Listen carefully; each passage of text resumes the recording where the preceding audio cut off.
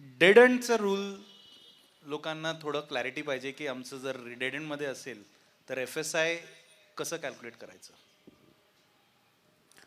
Dead end करता स्वतंत्र नियमामध्ये स्पष्टता आहे आणि नियम असं सांगतो की मूळ रस्त्यापासून आतमध्ये जाणारा जो रस्ता आहे, जी ब्रँच आहे, तो रस्ता जर डेड एंड असेल, थोडक्यामध्ये तो रस्ता पुढे कंटिन्यू झालेला नसेल, तो रस्ता पुढे जाऊन एखाद्या प्लॉटमध्ये संपत असेल, हा पहिला क्रायटेरिया की it has to be dead end. दुसरा क्रायटेरिया, त्या रस्त्याची लांबी ही 100 मीटरपेक्षा जास्त नसावी. तो रस्ता 100 मीटरहून कमी लांबीचा पाहिजे. मूळ रस्त्याची जी रस्ता रुंदीची लाईन आहे, याचा अर्थ असा आहे की समजा माझा मूळ रस्ता 15 मीटरचा आहे आणि किंवा 12 मीटरचा आहे आणि तो आता रस्ता रुंदीची लाईन त्याची 20 मीटरची झालेली आहे डी पीमध्ये. 20 मीटरची जी रस्ता रुंदीची लाईन आहे, तिथपासून माझा जो आतमध्ये ब्रँचिंग जे झालेलं आहे, त्या रस्त्याची लांबी 100 मीटरच्या आतमध्ये असेल आणि अशा रस्त्यावर असलेल्या प्लॉटला मूळ रस्त्याचं जे FSI पोटेन्शियल आहे हे मिळू शकतं, असा नियम आहे. आता त्याच्यामध्ये बऱ्याच जणांची अशी म्हणजे बरेच जण वेगवेगळे अर्थ काढतात आणि बऱ्याच जणांची वेगवेगळी मागणी आहे की रस्ता 100 मीटरहून जास्त आहे परंतु माझा प्लॉट 100 मीटरच्या आतमध्ये येतो, मग मला मिळणार का? तर नाही मिळणार. हे डेड एंड हा बफर झोनसारखा, म्हणजे रस्त्याच्या दोन्ही बाजूला 100 मीटर अंतरापर्यंत मूळ रस्त्याचा FSI मिळावा, जिथे ब्रँचिंग जे काही रस्त्याचं झालेलं आहे हे डेड एंडमध्ये आहे, 100 मीटरच्या आतमध्ये आहे, याकरताची ही प्रोव्हिजन आहे. कंटिन्यू रस्त्यांकरता नाही आणि त्याहून मोठे रस्ते, 100 मीटरहून मोठे रस्ते जे आहेत लांबीचे, त्याकरता नाही. त्याला हाईट काय मिळणार? 6 मीटरने मिळणार का 20 मीटरने मिळणार? नाही, प्रत्येक लेआउटमध्ये किंवा कुठल्याही प्लॅनमध्ये FSI ठरण्याची जी पॅरामीटर्स आहेत, हे ॲबॅटिंग रोड म्हणजे त्या प्लॉटला लागून असलेला रस्ता, यामुळे तुम्हाला FSI मिळतो. परंतु इमारतीची उंची ही कुठल्या रस्त्यावरून तुम्ही त्या इमारतीला ॲक्सेस घेता, त्याला ॲक्सेस रोड म्हणतात. सो ॲबॅटिंग रोड आणि ॲक्सेस रोड या दोन वेगळ्या गोष्टी आहेत. एक उदाहरणार्थ तुम्हाला सांगतो की एखादा मोठा 4 किंवा 5 एकरचा प्लॉट आहे आणि या 4 किंवा 5 एकरच्या प्लॉट हा 30 मीटर रस्त्याला लागून आहे. UDCPR प्रमाणे या पूर्ण 4 किंवा 5 एकरच्या प्लॉटला तुम्हाला FSI मिळणार 3, प्लस तुम्हाला रेसिडेन्शियल असल्यामुळे 60% ॲन्सिलरी FSI मिळेल, तो वेगळा. बेसिक FSI 3 मिळणार. परंतु मी आतमध्ये जाण्याकरता इंटरनल रोड जर मी 6 मीटरचा घेतला किंवा इंटरनल रोड जर मी 9 मीटरचा घेतला, तर जो ॲक्सेस रोड आहे, जो 6 किंवा 9 मीटरचा आहे, त्याप्रमाणे त्या इमारतीची उंची त्याला मिळणार. त्यामुळे ज्या ठिकाणी 6 मीटरचा रस्ता आतमध्ये आलेला आहे मूळ रस्त्यापासून, तिथे FSI जरी तुम्हाला मूळ रस्त्याच्या प्रमाणे मिळाला तरी 6 मीटरच्या रस्त्यामुळे इमारतीची उंची जेवढी मिळणार आहे 18 मीटर, किंवा 9 मीटरच्या रस्त्यापर्यंत तुम्हाला जी इमारतीची उंची मिळणार आहे 9 मीटरच्या रस्त्यामुळे 24 मीटर, ती तेवढीच मिळेल. दुसरा प्रश्न होता, हे मी विश्वास सरांना आणि विकास सरांना विचारतो. FSI गणितप्रमाणे एक वेगळं येतं, त्याच्यात काय काय कॉम्पोनंट असतात ज्याच्यातून कन्झ्युमेबल FSI म्हणजे टोटल पोटेन्शियल FSI आणि कन्झ्युमेबल FSI याच्यात मेजर फरक कुठे येतं, जे लोकांना म्हणजे काळजी घ्यावं लागेल किंवा सोसायटीना समजावं लागेल की बाबा 4.8 वगैरे असं काही फिगर न घेता तुमचं पोटेन्शियल वेगळं आहे. जर मॅथमॅटिक्स वन प्लेस, डिझाईन, तर या डिझाईनमध्ये कुठे कुठे we generally lose out on the consumable FSI. या बाबतीमध्ये आत्ताच आपण बोललो की प्रत्येक ठिकाणी कन्झ्युमेबल FSI जो आहे तो कन्झ्युम करू शकतोच असं नाही आहे. तर that depends upon the size of the plot, the shape of the plot and what road it is abutting to. So it is always better to do a design feasibility and come out with a reasonable solution. It is not necessary that you must consume the allowable possible FSI. Now, ancillary FSI has been given in the UDCPR to the extent of 60% of the FSI consumed. Now, what is an ancillary FSI? Now, this is a question in the minds of many people. And people say that this is an additional FSI available. It may or may not be true. You see, the ancillary FSI includes balconies, terraces, passages, staircases, etc., etc. But at the end of the bylaw of that ancillary FSI, it is also mentioned that you may not give a calculation for regular FSI. You have to give a P-line calculation for the entire FSI, including, I mean, this is being construed by many people. I do not know whether it is right or wrong, but that ancillary FSI is an additional FSI. Now, if it is so, now people expect that my FSI stands increased by 60%, and they want that also should be consumed, not only in the ancillary usages, but also in the main usage. Now, I do not know whether that is permissible or that is the way people are working upon. Now, society must make this investigation through their architects as to whether that FSI is admissible, permissible, and should be endorsed or should be availed of. If I understand the question rightly, मला असं वाटतं लक्ष्मीनारायण सरांना असं म्हणायचं होतं की आपण जास्तीत जास्त FSI कसं एखादा प्लॉटमधनं जनरेट करू. तर थोडंसं रिडेव्हलपमेंटच्या बाबतीत ते थोडंसं डिफिकल्ट होतं, कारण मगाशीच मी सांगितल्यासारखं की ऑलरेडी सोसायटीच्या मेंबर्सना एक ठराविक पर्सेंटेज प्रॉमिस केलं जातं आणि ते पर्सेंटेजला नंतर सेल फ्लॅट्सवरती त्याच एरियाचे होतात. त्यामुळे बऱ्यापैकी रिडेव्हलपमेंटच्या प्लॅन्समध्ये saleable area of the entire project हा कमी होतो, वाढत नाही. कारण का तो वाढवण्याकरता जी प्रोव्हिजन असते ती त्या रिडेव्हलपमेंटचे डिझाईन केलेल्या फ्लॅटला अनुषंगानेच असते. त्यामुळे ते रिडेव्हलपमेंटचे ऑलमोस्ट सगळे प्लॅन्समध्ये FSI कमीच कन्झ्युम होतो. सेईंग दिस, पूर्वी UDCPRच्या आधी असं सगळं असायचं की हा आर्किटेक्ट जास्त FSI काढून देतो, तो आर्किटेक्ट जास्त FSI काढून देतो, आपण ह्याला काम देऊ, हा बिल्डर जास्त FSI काढून देतो, हा चांगला मॅनेज करतो और वॉटेवर. आता तसं काही उरलेलं नाही आहे. आता by and large rules streamline झालेले आहेत. थोडेसे ते एन्विसाज करण्यामध्ये कॉम्प्लिकेशन्स आहेत, ते फक्त एक्सपिरियन्सनीच आपण जे विश्वास सर जे म्हणतात फिजिबिलिटी तुम्ही करून घ्या, हे खूप महत्त्वाचं आहे. की नुसती ती कॅल्क्युलेशनची फिजिबिलिटी नाही, कॅल्क्युलेशनची फिजिबिलिटीमध्ये असं दिसेल की तुमचं 50,000 फुटाचं तुम्हाला सेलेबल मिळेल, पण ॲक्च्युअल तुम्ही जेव्हा ब्लॉक बसून त्याच्यामध्ये किती तुम्ही ॲडिशनल एरिया देणार आहात.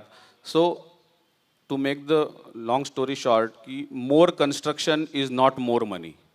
So there cannot be more construction आणि असं इथे बाबा खूप कन्स्ट्रक्शन होणार आणि खूप पैसे मिळणारे नाही. So and apt construction is good money for any developer.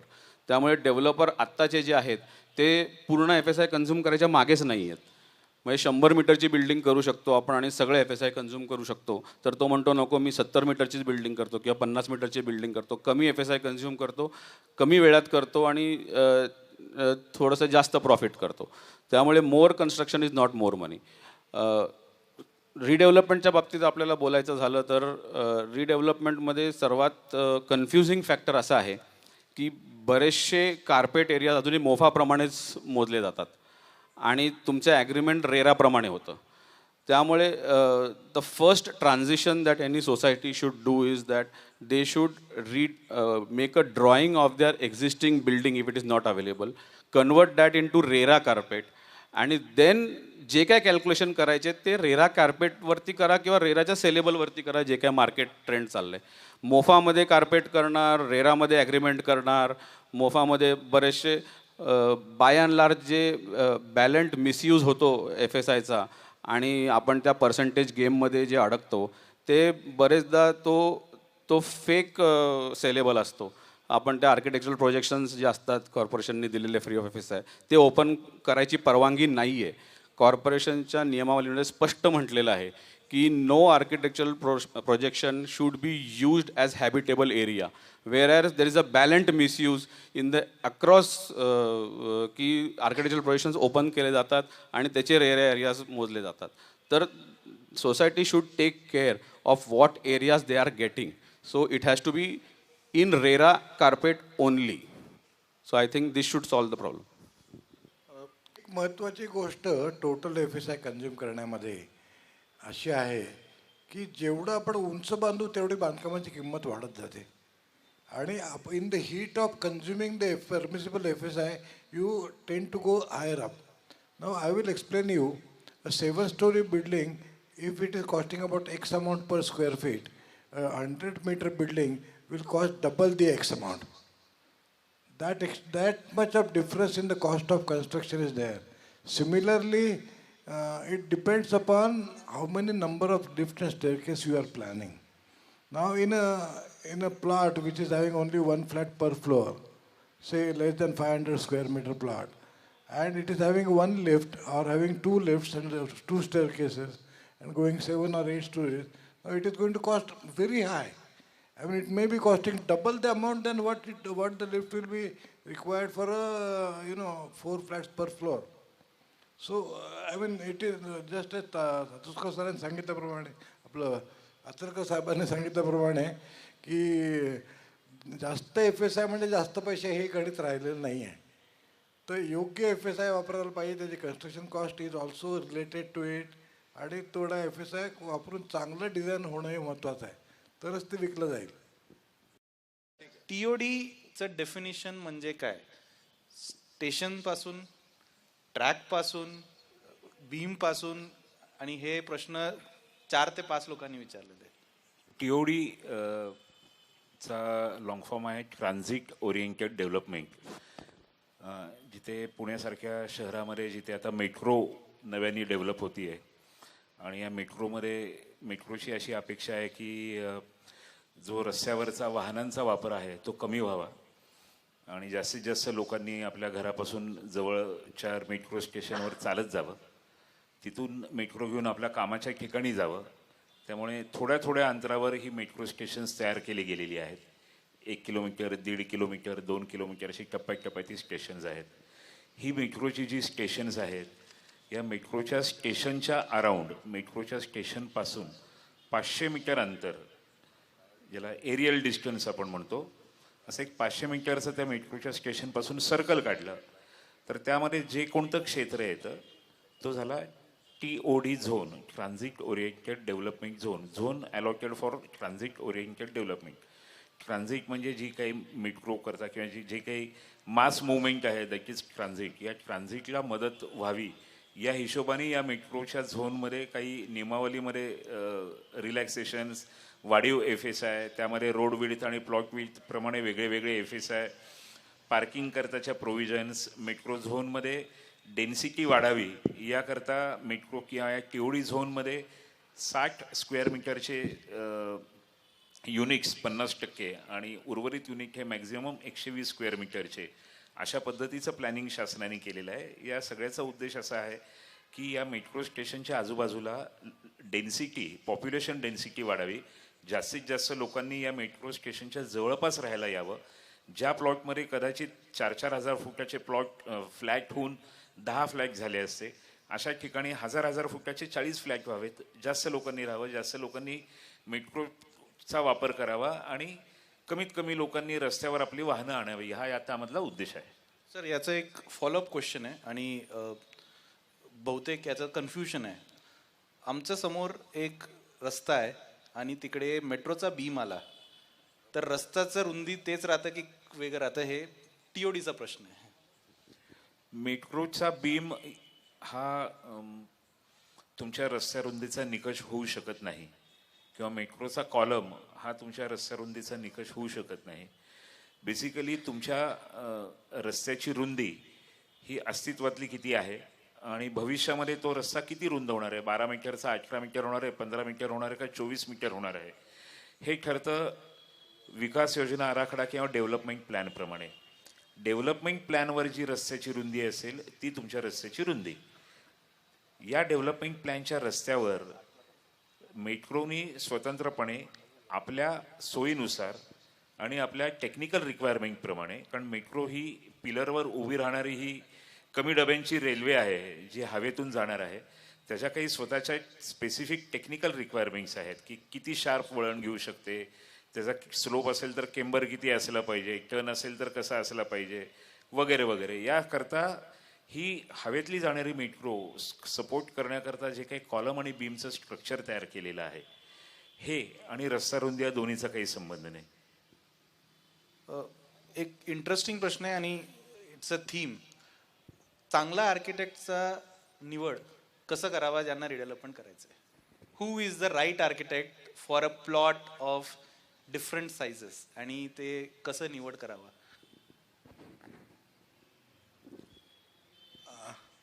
ह्याच्याबद्दल असं सांगणं जरा आवड आहे, परंतु तरी सांगायचा प्रयत्न करतो. त्या आर्किटेक्टला नियमाची जाणीव ही पूर्ण पाहिजे आणि येणाऱ्या प्रत्येक सर्क्युलरचा अभ्यास त्याने पूर्णत्वाने केलेला पाहिजे. हे नक्कीच झालं, पण हे झाल्यानंतर ज्याला त्याचं पूर्ण ज्ञान आहे तो चांगला आर्किटेक्ट आहे का असं म्हणणं सुद्धा थोडंसं धाडसाचं मला वाटतं. कारण बरेचसे मी आता इंटरनॅशनल आर्किटेक्ट बरोबर पण काम करतो, तर बरेचसे आर्किटेक्ट असे असतात की they employ another architect to as a liaisoning architect or to go with the authorities for getting a sanction and to work out what is the FSI permissible. Now that also is a practice in Mumbai. But the main design architect who only designs, now he gets to know that so much is the plot, so much is the side margin, and so much is the height allowed. Now you put your skill into and design the best possible building. Now, who is a great architect? One who knows the basic calculations or basic bylaws, or one who designs the building. Now there is a dilemma between the two, but by and large the world says that a design architect is superior to licensing architect. But to me, I think both are equally supportive. And considering that, the appointment has to be done. I think rightly explained by Vishwas sir. मला वाटतं confusion नेहमी मी मगाशी म्हटल्यासारखं की सोसायटीनी architect appoint केलेला चांगला आहे का डेव्हलपरनी appoint केलेला आर्किटेक्ट चांगला आहे. तर मला असं वाटतं की एक 10 वर्षाचा एक्सपिरियन्स असलेलं कुठलं पण पुण्यातले चांगली फर्म ज्यांनी एक 50-60 कामं केलेली आहे आणि जे कॉम्प्रिहेन्सिव्ह सर्व्हिस देतात, म्हणजे लायझनिंग पण करतात आणि डिझाईन पण करतात, तर ह्यांच्या कामाचा तुम्ही आढावा घेऊन त्यांच्यावरती बेसिकली संपूर्ण विश्वास टाकला पाहिजे. म्हणजे you should have faith in the architect and please go to the architect त्याचं ऐकण्याकरता. माझ्याकडे बरेचसे सोसायटी मेंबर्स येतात आणि मलाच सांगतात मी काय करायला पाहिजे. कारण का मला असं वाटतं बरेच सायंटिस्ट आहेत आपल्या इकडे पुण्यामध्ये, ते खूप अभ्यास करतात, चुकीचा अभ्यास करतात आणि मलाच सांगतात की आमचं सिलेबल एवढं होईल, आमचं सिलेबल तेवढं होईल, मग आम्ही एवढं पर्सेंटेज करायला पाहिजे. Please go to your consultant, believe in him and you ask for his advice. Please do not go to the consultant with your advice. That is I think if you go to the consultant and take his advice, most of the architects are good. की feasibility report हा पहिल्यांदा architect किंवा project management कन्सल्टंटकडनं घ्यावा. म्हणजे जो architect आणि advocate आणि chartered accountant हे सोसायटीचे विश्वासातले पाहिजेत. थोडक्यात बिल्डर किंवा इतर लोकांनी विकत घेण्यासारखे नसावे.